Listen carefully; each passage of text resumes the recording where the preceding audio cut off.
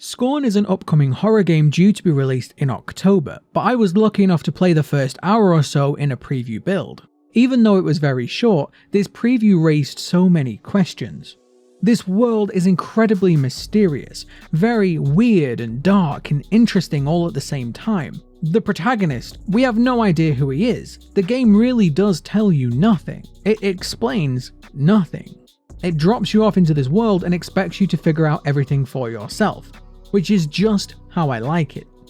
In fact, this preview build raised so many questions that I can't wait to get my hands on the full release of the game so I can start digging, looking for clues, and hopefully making some theories along the way as well. I really do think this is going to be a big game for me in October.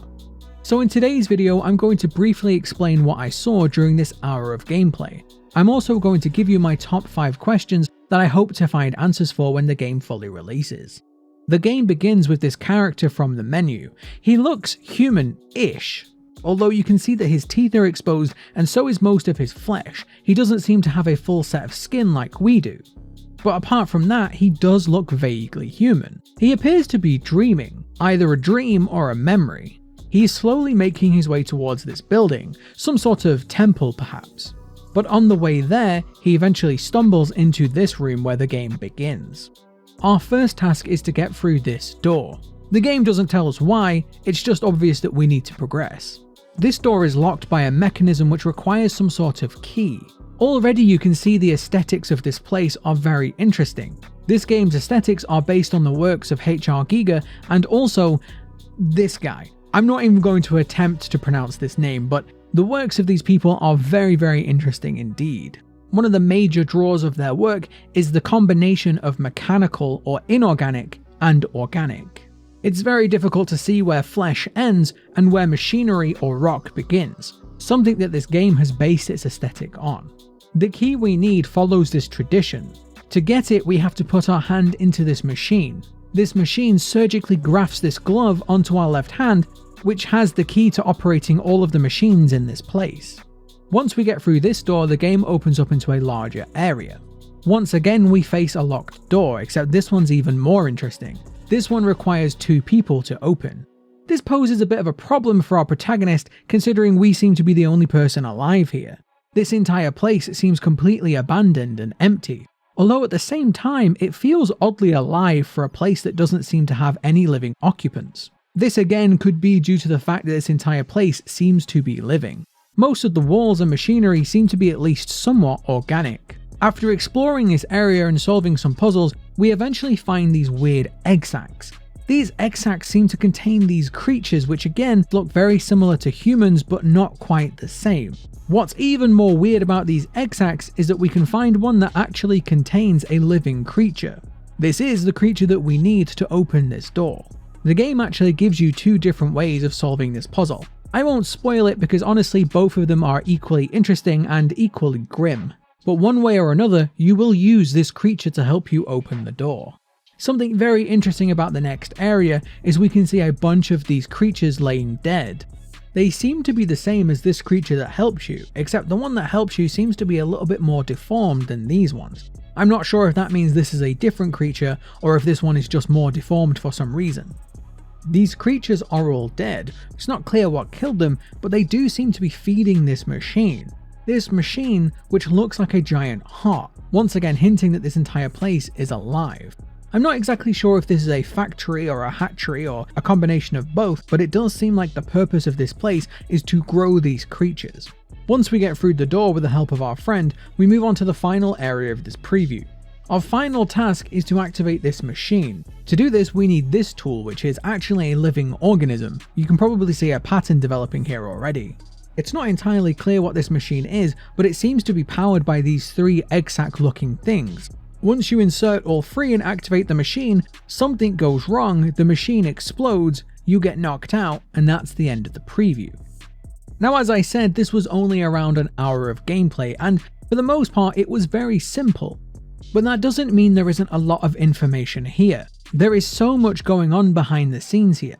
Nothing is explained to you, there is no dialogue, but you can start to form a picture in your mind of what this place used to look like. But all of this has just raised so many questions. For example, Who or what is the protagonist? Is the protagonist human? I really don't know. He looks human-ish, but there's some differences between him and between us. Does that mean he is a human? Maybe a human from the future, or a human from a different planet? Maybe. Or maybe he's completely alien and he just resembles a human. Maybe it's pure coincidence. But what does he want? Why is he here? Why is everybody else dead and he seems to be alive? Is he a lone survivor? Is he an explorer? We really don't know. It does seem like he has some knowledge of this place. He seems to know how to operate these machines, or at least he picks it up quite quickly. I'm not sure if this is a hint that it was his race that built this place, but I don't know why he's here or what his goal is. This will be my first big question that I'll try and find clues for when the game releases. The second big question is, what exactly is this place? Like I said, it feels like a factory or a hatchery, or maybe even both, but this place also feels alive. Who built it and for what purpose? Why has it been abandoned? This place, as mysterious as it is, obviously has a purpose. It has been built for a reason, and although it does feel like it's half organic, half machine, and I'm not entirely sure whether it's been built or grown, it definitely has been created for something. What that purpose is and who built it are some of my biggest questions so far. My third biggest question are, who are these people or creatures? We see 3 different variations of humanoid creatures in this game. We have the protagonist, who is the most human, we have this creature who seems to be deformed and weak, and then we have these creatures who are all dead. These creatures do seem to come from the same egg sacs as our friend here, which leads me to believe that they are the same race of people. But they look very different to our protagonist.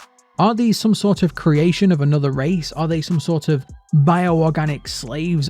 Or, in my own personal theory, are they being used as building blocks? It does seem like this place is made of organic matter, and well, that organic matter must have come from somewhere. Perhaps these people are being grown to build this place bigger and bigger. Perhaps they themselves were nothing more than building blocks. That's why they were being fed to this giant machine which looks like a heart. Either way, I don't think these people are the people that created this place. It does seem like these people were being treated very badly before they all died. They definitely don't seem like willing participants in all of this. That leads me on to my fourth biggest question. Why are they all dead? If these people were being created by another race, where have they all gone? Why have these ones been abandoned to die? As I said, these creatures do look almost human. They do look alien, but they have very similar features to us. I am very curious to find out why they all died. Was there some sort of disease? Were they all just left here to starve? They definitely seem to have died in droves, and we don't know how long they've been here for. It is very interesting though that we find at least one still alive in these egg sacs. That means that there are potentially still some more alive in this place. But who created them, why, and why are they all dead now? My final big question is, where exactly is this game set? It's clearly not on our Earth, but is this game in our universe? Is it in a different universe? Is it in our past, our future, on a completely different planet? Is this the future of humanity? Or perhaps this is the tale of our creation? Or is it a completely different race altogether? Is there a race out there somewhere that creates several different aliens that all look very similar? Almost like a Prometheus style story.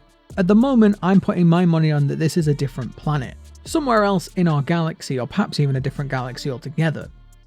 So those are my biggest questions I have so far, and I really do think I'll be making a video or two on Scorn when it releases in October. I hope you are as interested in this game as I am, because I would really like to make some content on it.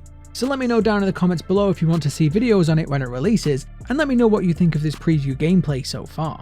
As always, thank you very much for watching, and I will see you next time.